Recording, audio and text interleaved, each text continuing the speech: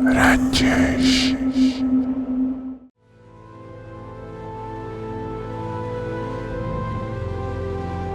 कुबकू फैल गई बात शनासाई की।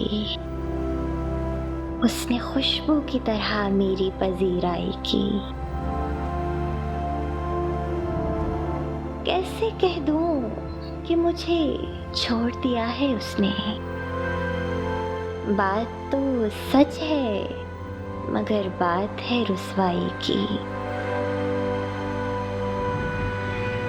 वो कहीं भी गया लौटा तो मेरे पास आया।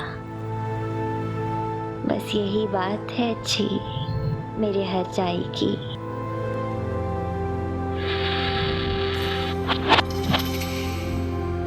तेरा पहलू तेरे दिल की तरह आबाद रहे। तुझ पे गुजरे न कयामत शबे तन्हाई की।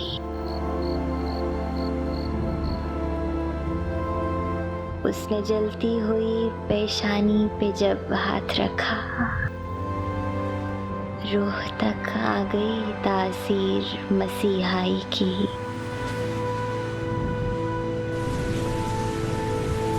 अब भी बरसात की रातों में बदन टूटता है। जाग उठती है अजब ख्वाहिशें अंगड़ाई की।